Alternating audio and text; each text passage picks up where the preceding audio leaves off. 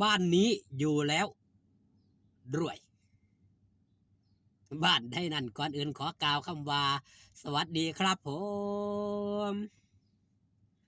สวัสดีพี่น้องครับป้องปายมิตรหมอแคนแฟนหมอลำยินดีต้อนรับเข้าสู่ช่องไทยซีเกตชาแนล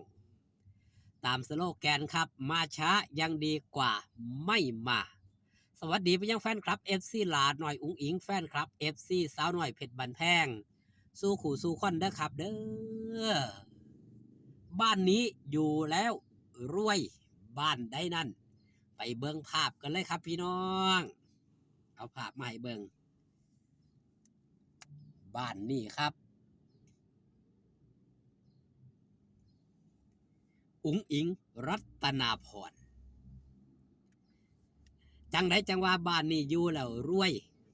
ยอันใดครับรวยทรัพย์รวยเงินรวยทองรวยความสุขพี่น้องหลายผู้หลายคนผมเชื่อได้ว่าภาคภูมิอกภูมิใจกับเด็กหน่อยคนหนึ่งเนาะที่ดิ้นรนต่อสู้กว่าจะมาถึงปัจจุบันหลายคนมาโฟกัสอยู่แต่ว่าความสำเร็จในปัจจุบันของหลาดน้อยอุ๋งอิงแต่ถ้าลองย้อนไปเบิ่งครับย้อนไปเบิ่งว่ากว่าจะประสบผลสำเร็จณปัจจุบันหลาดน้อยอุ๋งอิงนี่ต้องประสบพบเจออีหยังมาแน่มีอุปสรรคต่างๆมากมายที่ต้องฟันฝ่ากว่าจะมาถึงณจุดนี้นี่มันต้องโฟกัสไปมองหันครับอยากเบิ่งความสำเร็จเฮาต้องเบิ่งหยังครับวิธีการเพราะการเฮ็ดให้ประสบผลสำเร็จบ่ได้มองความสำเร็จในปัจจุบันแต่เบิ่งอดีตที่ผ่านมาว่าหลาน้อยอุ๋งอิงต้องประสบพบเจออีหยังแน่ต้องมีความอดทนต้องมีความอดกลั้นย้อนร้อยก่อนหน้าสิมาอยู่สาวน้อยเพชรบันแพงหลาน้อยอุ๋งอิงต้องตะเวนร้องเพลงต้องตะเวนของานแม่นบ่ครับหลาน้อยอุ๋งอิงนี่บ่แม่นคนว่างงานเลยครับให้แต่ว่างขอครับโพสต์ของานขอการจากผู้นั้นจากผู้นี้ผู้ที่เป็นหมู่ใน Facebook ทักทายหรือว่าโพสต์ในไอช่องส่วนตัวของเจ้าของนี่ละเพื่อหางานเป็นคนที่ต่อสู้เป็นคนที่คิดบวกบ่ได้มานั่งแบบท้อใจบ่ได้มานั่งโทษยังครับโทษผู้อื่นโทษแต่โตวเจ้าของเฮ็ดจังไดจังสิมีเงินย้อนไปฟังคลิปเก่าๆตอนช่วงที่เสียนอนไปถ่ายถ้ำเนาะแม่หน่อยได้ว่าสักมือนึงนี่หลาน้อยอุ๋งอิงเว้าหลาสิพาแม่หลาสิพาแม่มีเงินหลาสิพาแม่ดังนี่ละพาแม่รวยหลาสิบ่พาบ่ให้แม่ลำบาก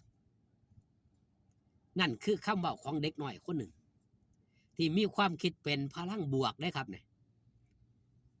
บ่ได้มาต่อว่าพ่อแม่นี่เกิดมาจนพ่อแม่เฮ็ดให้จนหลายคนสิท้อหลายคนสิเว้าเป็นแนวนี้ครับเกิดมาจนบ่ดิ้นรนบ่ต่อสู้โทษแต่ว่าพ่อแต่แม่เฮ็ดให้จนแต่หลาน้อยอุ๋งอิงนี่เป็นคนที่บ่ถอดบ่ท้อบ่โทษไผคิดหาทางต่อสู้คิดหาทางที่สิได้เงินได้คำจนและสมัครไปเวทีนั้นสมัครไปเวทีนี้ไปวงนั้นไปวงนี้เห็นบ่ครับกว่าสิไอ้มาฮอดปัจจุบันกว่าสิมาฮอดสาวน้อยเพชรบันแพงนี่ ผิดหวังจากคำตอบผิดหวังจากการตอบรับจากเสียงตอบรับที่ทักไปหานั่นบ่ไม่น้อย ถ้าเป็นบางคนนี่โอ้ยท้อถอดใจครับถ้าอุ๋งอิงถอดใจในวันนั้นเฮาก็สิบ่เห็นอุ๋งอิงในมือนี้แม้แต่ทักมาหาบอสโจเองข้ามปีบ่ตอบจักเถื่อก็ยังพยายามทักหาแม่นบ่ครับจนบุญนำพาวาสนานำส่งเฮ็ดให้มาพบให้มาพ้อกัน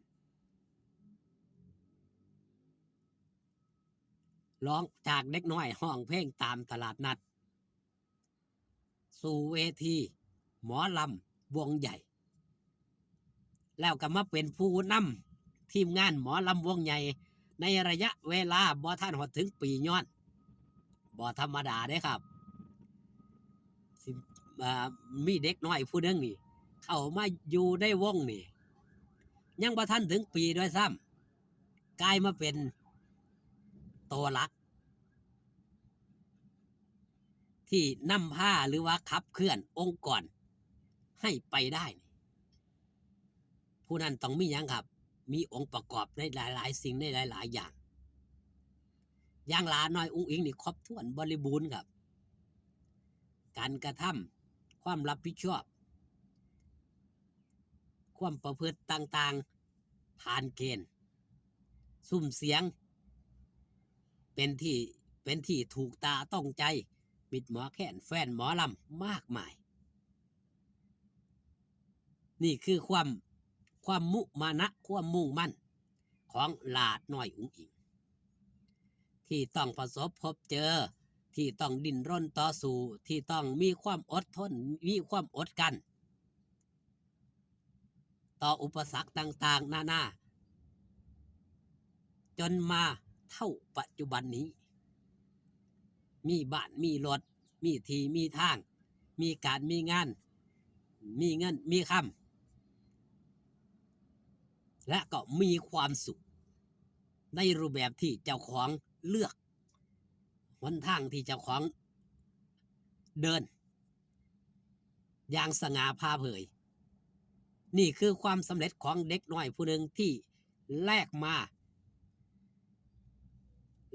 กับเรื่องเล่าอุปสรรคต่างๆหยาดน้ำตาไหลมาจากหยดกระบหูนี่คือความเป็นจริงบ้านนี้อยู่แล้วรวยกว่าจะมาอยู่ได้ถึงปัจจุบันอุ๋งอิงผ่านอะไรมาบ้างคลิปนี้ฝากตอนเอาไว้แต่เพียงสำนีครับอยู่ดีมีแห้งพอกันคลิปหน้าสบายดีครับผม